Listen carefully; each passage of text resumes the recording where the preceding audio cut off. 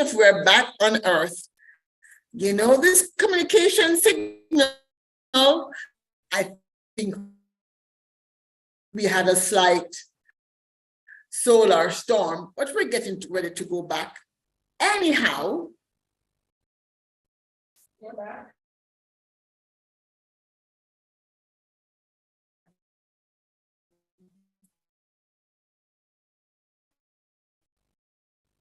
Anyhow, I rudely interrupt my broadcast for those of you on Earth.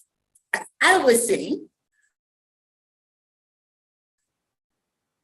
I thought this morning, can you imagine paying $10 to be an ambassador somewhere that somebody doesn't own? I thought, my dear.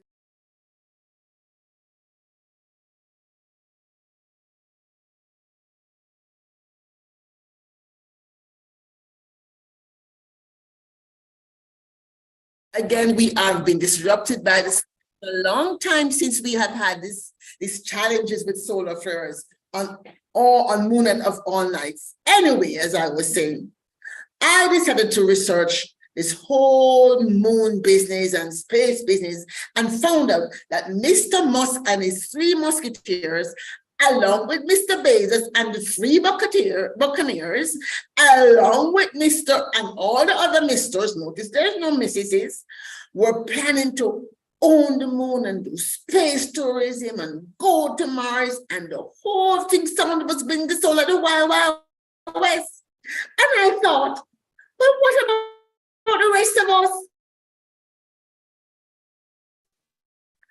I thought the moon belonged. We've been looking at the stars and we've been naming them.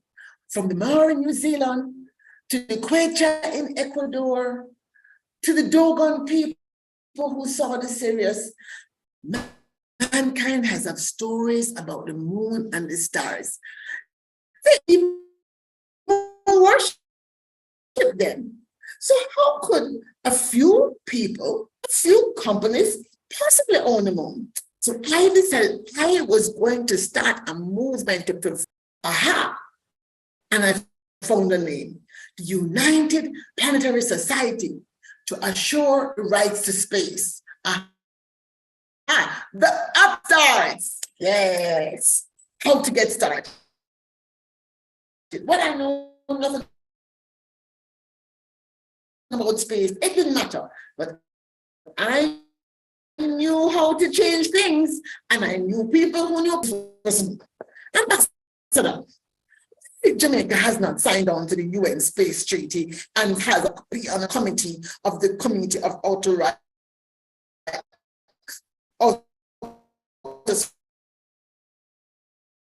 to protect people from. Do you realize if Jamaica is not a part of this group? Jamaica couldn't even hold on to Air Jamaica. What we have to do with things on the moon? You know, you always have these crazy ideas, Ambassador. You're laughing at me, but I want you to take me very seriously.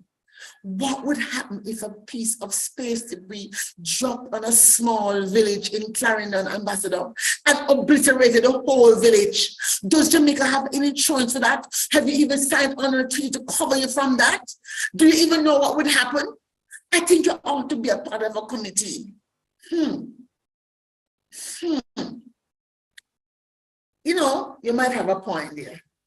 I planted my seed and I moved on. I went to my friend Jonathan Goodluck from Ghana, because they had a space program, and I inserted myself in a committee and I joined that school, All Nations University. Then I went over to my friend from Kenya, who was a part of the AU, and I inserted myself there, and we started a little program. And before you know it, I had my fingers in all these pots, and I was plotting how to find a community to create a village on the moon. Yes, I saw it in lights. Luna Vale, the village for all people. That's it. How to get this was just a start. Well, eventually there were a group of us. It was about 15 of us, a small group, but you know what it says? It only takes a small group to get a mighty movement started. The first thing we decided to do was plan an event that was going to make a huge difference. But we thought, this village had to have something special.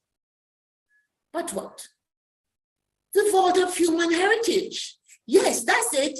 This village would have a vault where all the stories from all the countries in the world will be stored. And then we would create something called the Moon Goodwill Games. And it would be like the Olympic Games. By this time, you know, it's 2028. China is on a race for the moon. And they have their own thing, China and Russia. America has the Artemis Accords. Half of Africa signed on.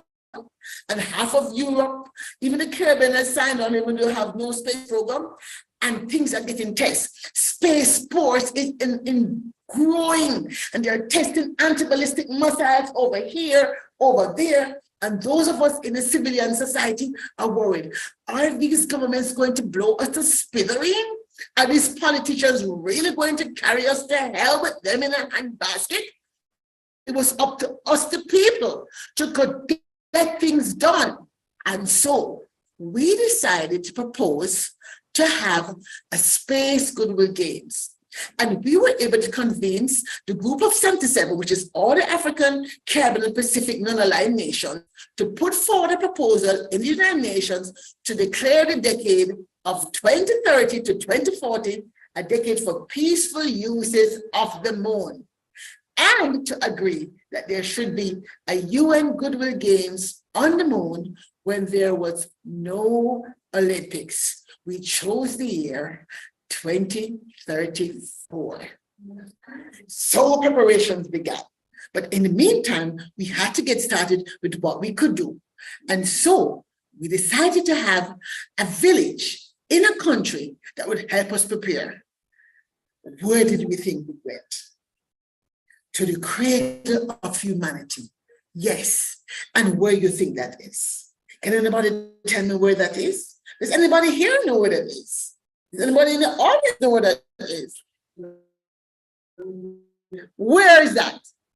Where? Can you?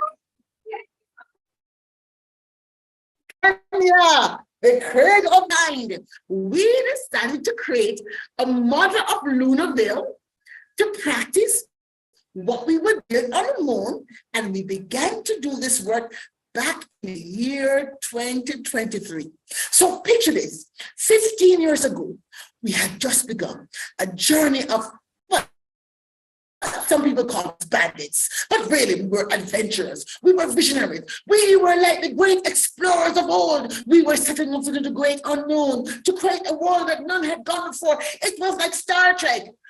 Who knows the Star Trek theme? Da, da, da, da, da. We had our own theme song. But the point is, you get my point. So Lunarville on Kenya was called Kijiji Kilemia. And on the road to building Kijiji Kilemia, so many things happened. But we started this, let's start with the first thing we could do, and that was the Vault of Human Heritage. Well, you know, ever since time begun, that people have told stories. And one of the stories I remember the most was one I learned as a child way back in Jamaica, which is how Anansi caused moon to be up in the sky.